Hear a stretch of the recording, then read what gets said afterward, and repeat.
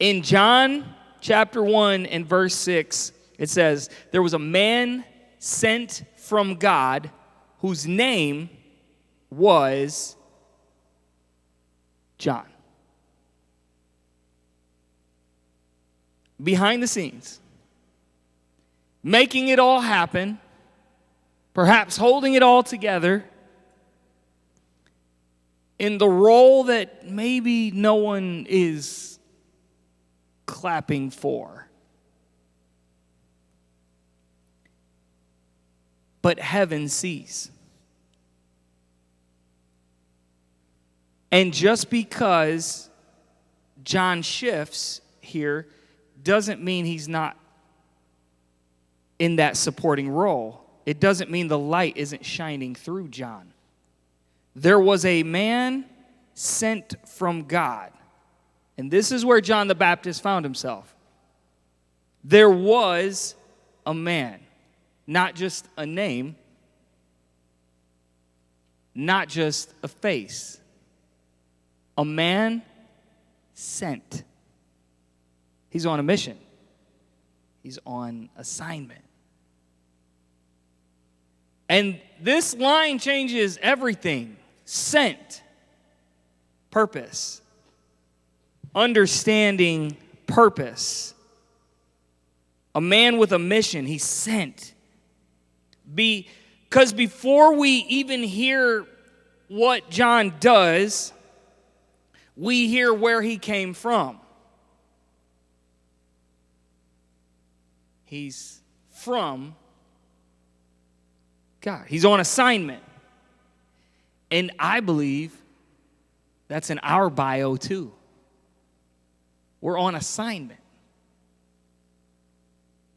Sent from God. It's a mission. And our jobs, the timings of how our life plays out, our circles, our city, it's all part of something bigger.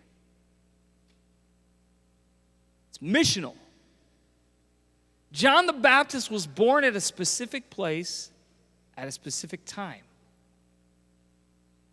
for a specific supporting role. And it's interesting because heaven isn't looking for a star. Heaven isn't looking for this crazy moment where someone has that spotlight. What heaven is looking for is that servant heart.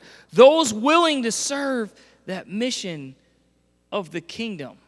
That thing that God has put in your spirit, in your soul that you just can't shake. It's like, man, I got to help this person. Or I got to talk to this person. And I don't know why. Or I got to spend time with Jesus. I got to get alone. And I don't know why. And that assignment, that mission, that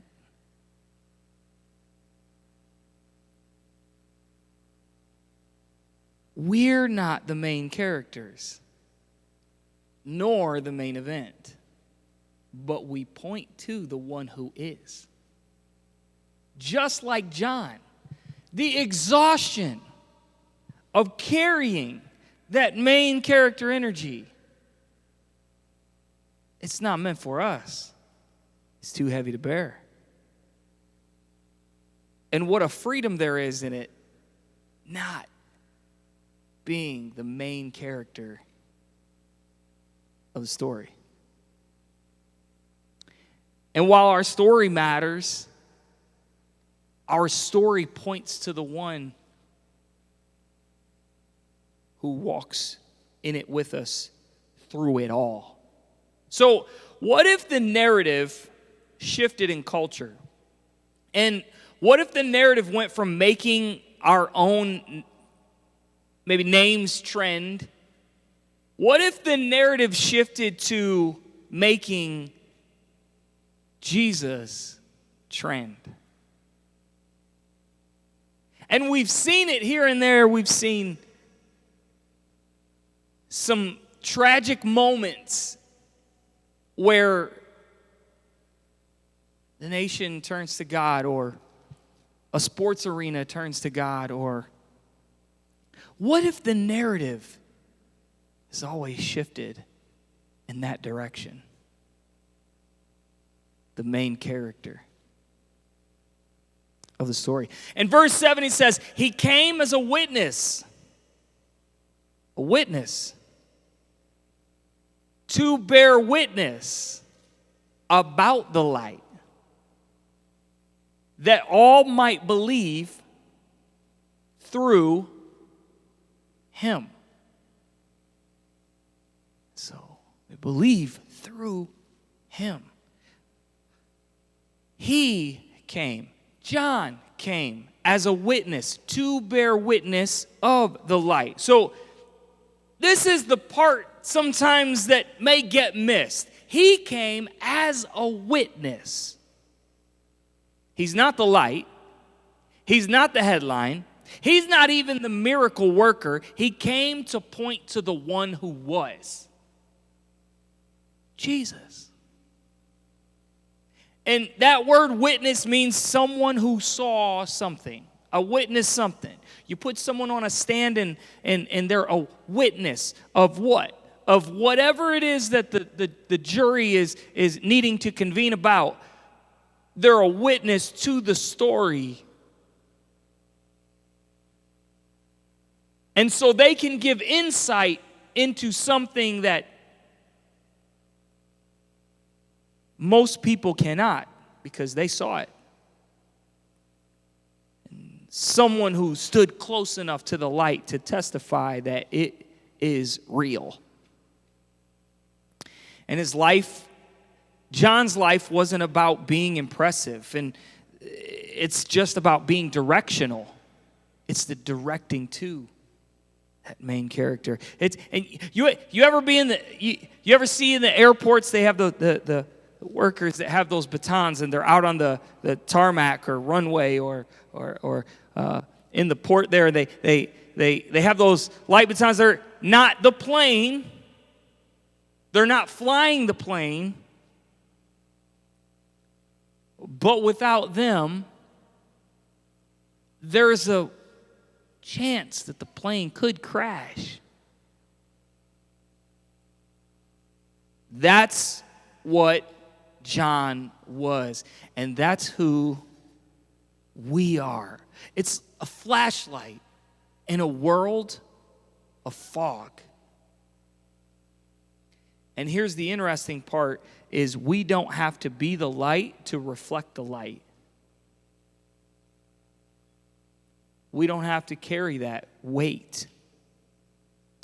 And then verse 8, he says, he was not the light. Not the light, but came to bear witness about the light.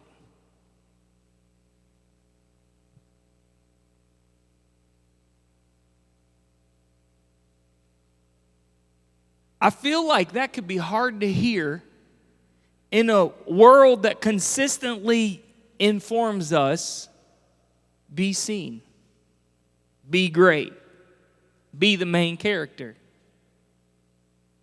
But John is literally so secure in his role, he points it back.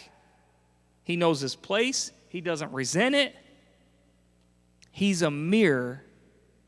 He's not the flame.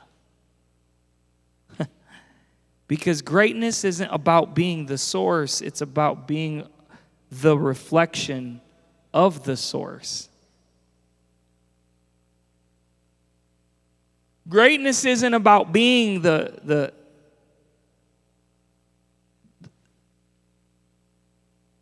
moon doesn't produce on its own.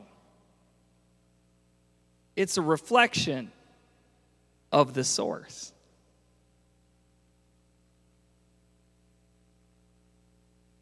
When the sun hits it, the moon can light up the darkest night. It's a reflection of the source.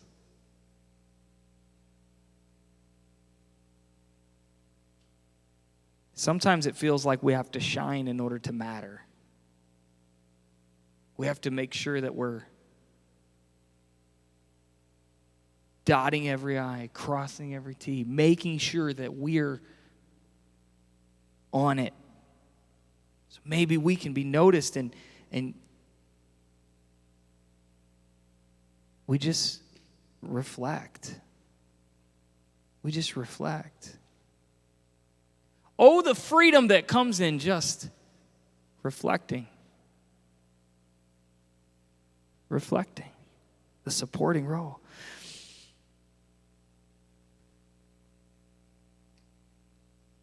Can you bring that up here? Yeah, bring that up here.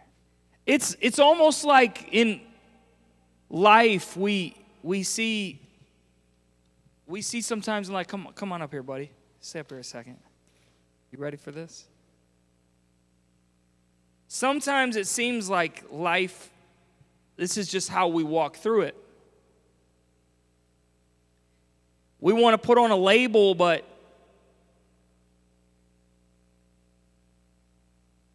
we're the light. And no.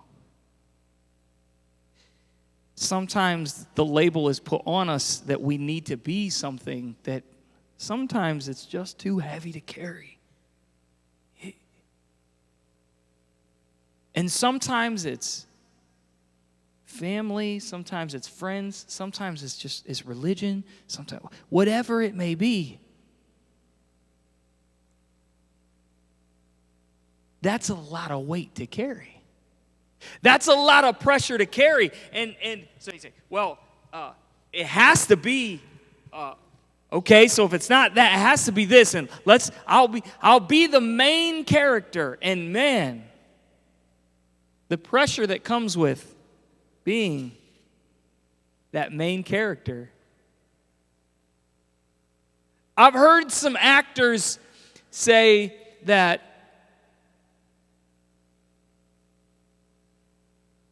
sometimes they wish they could just live a normal life. And you wonder, well, what's a normal life? A life that doesn't have attention, that doesn't have... But it's interesting because maybe the ones that have normal lives, some of us, we'll chase that, what that actor is experiencing maybe. A circle. It's a cycle. And imagine the weight that's lifted when you don't have to worry about either. When Jesus is that. And so we see that John, it says, back to verse 8 there, it says, he was not the light, but he came to bear witness. He came to what? Just bear witness. Well, what does that look like to bear witness? He just lived it out. He just lived it out. He lived out a life that pointed directionally to Jesus. It's just a supporting role. It's just a supporting role. Faithful. Sent. Witness. Imagine, thank you, brother. Imagine someone like Jeff Bezos or Elon Musk getting your phone number, calling you up and asking you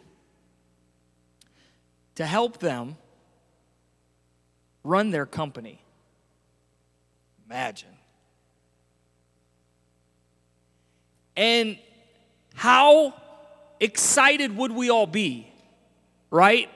And we'd try to be like so low-key about it on the phone. Oh, yeah, yes, sir.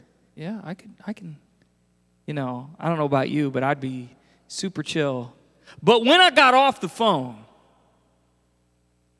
hey, yo, Dad. Hey, yo, hey, Jackson. Bro, you will never believe who called me. Right? And it almost feels like the weight of that main character role is on me. But in reality, helping him run his business isn't really about me. It's about him.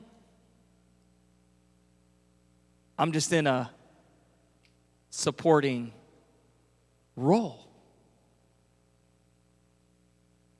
It's our assignment. It's this whole thing is all about Jesus. Time shifts on Jesus. So sometimes we might not feel like a headline, but really we are evidence of heaven's headline. We're evidence of the ultimate headline. And so back to the text that in that John wasn't insecure because he was anchored in the assignment, and he wasn't insignificant because he's integrated into a greater story. It's not it. It's not just him walking in his story. He's got that freedom from that main character energy. Never underestimate the power of the part that doesn't get posted.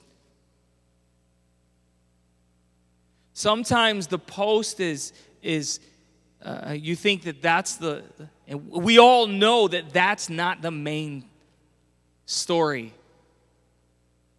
You see so many, unfortunately, social media can sometimes give highlights that isn't always the narrative that people display.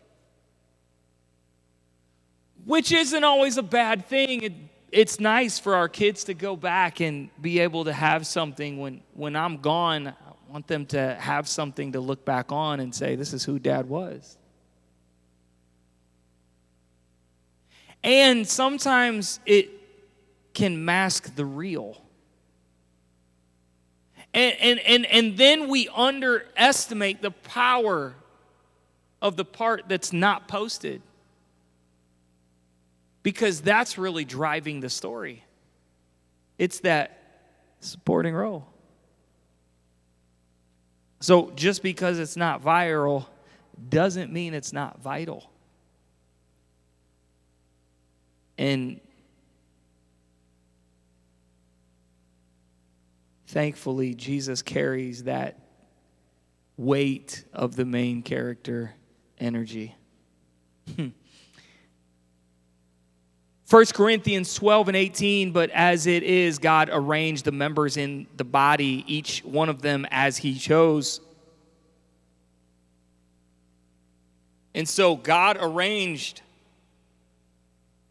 put it all together. God arranged, put us all in our supporting roles. And that means we're not misplaced. Our lives aren't overlooked. We're chosen. We're chosen. And we may not have chosen the gifts that God has given us, but we don't have to fight to be seen when it's been given for His purpose.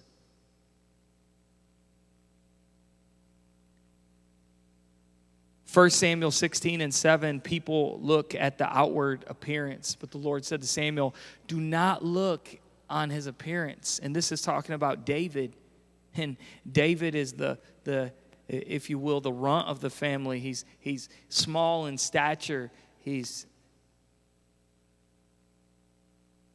got, Scripture says he's ruddy. He has maybe red hair, and maybe it's not like everyone else's. And so you think, well, and I love this, is don't look on his appearance or on the height of his stature, because I have rejected him. For the Lord sees not as man sees. what do you mean the Lord sees not as man sees? See, man looks on the outward appearance. So man looks at maybe the color of your hair or the color of your skin or the color of your eyes. But God, the Lord, looks on the heart. What's the motive? What's the heart? Where is the heart? Where is the... So God's not, which is light, because that means God's not scrolling our highlights.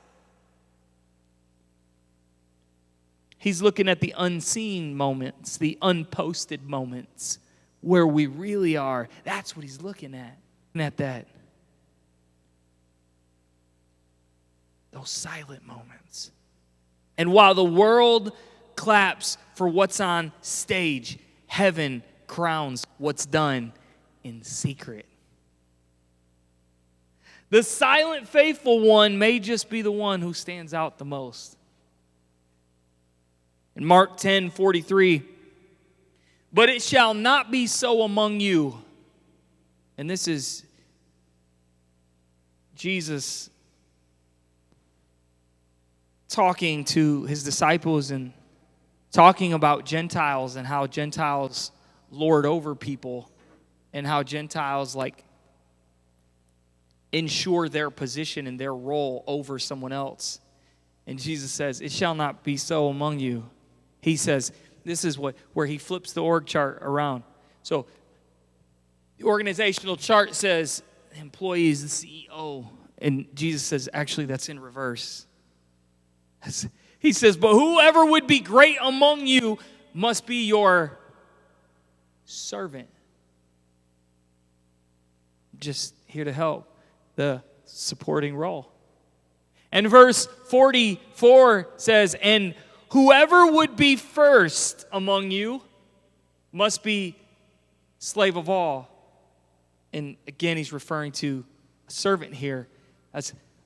I'm here to help. And in verse 45, he says, for even the Son of Man came not to be served, but to serve, and to give his life as a ransom for many. Imagine carrying that main character energy. We don't have to give a ransom. He already did.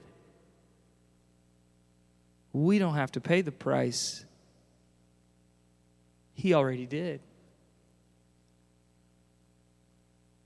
To give his life as a ransom for many. So greatness isn't up. We see here, greatness isn't up at the top. It's down low. It's the focusing on the giving, not just the getting. We see it with Jesus' life. He doesn't flex his power.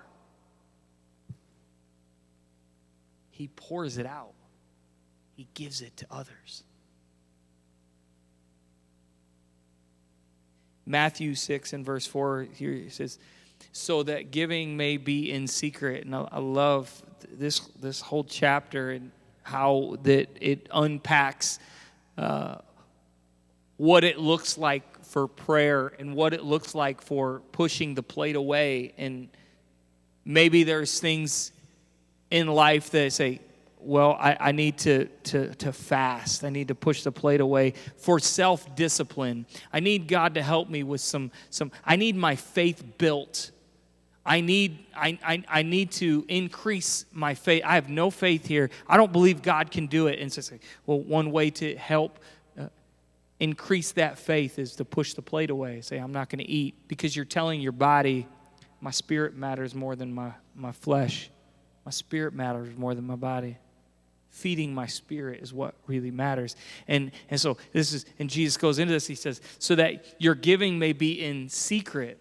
And so I don't go telling everybody, right, that, hey, I prayed today.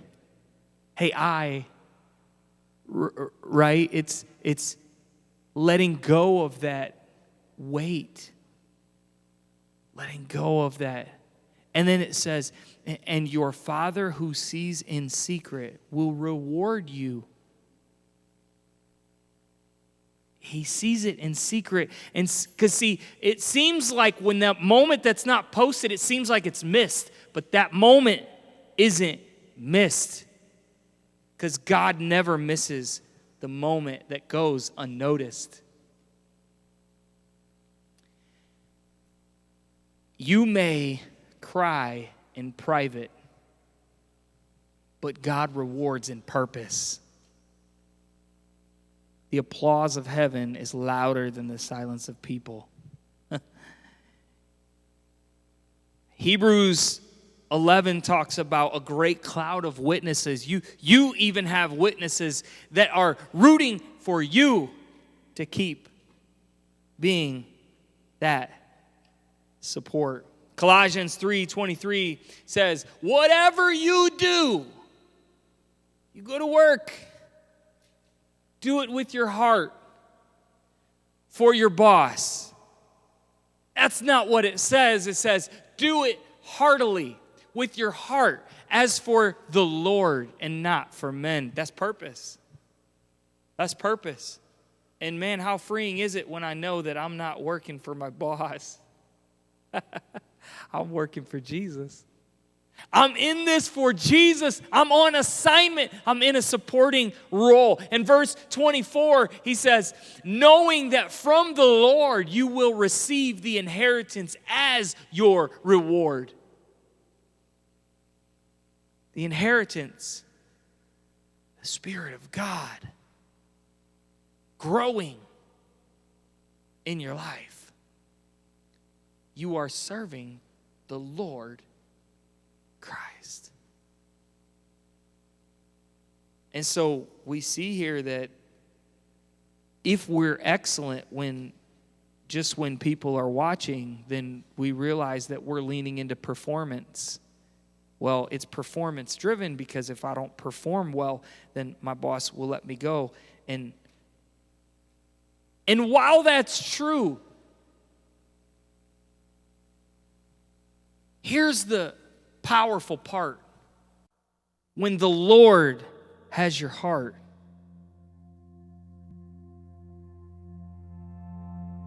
it's not performance. Because when you go all in because He's worthy, that's worship. When you're willing to be that support role, that's worship. The reward isn't in what we do. The reward is in who we do it for.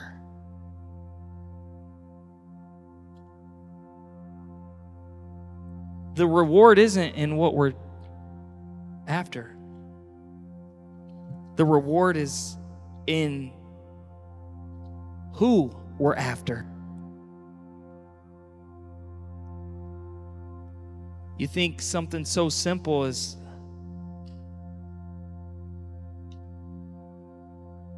whatever you do,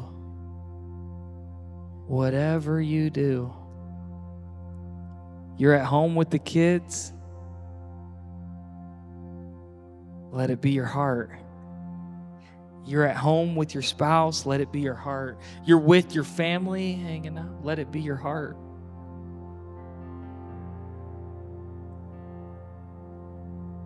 Whatever,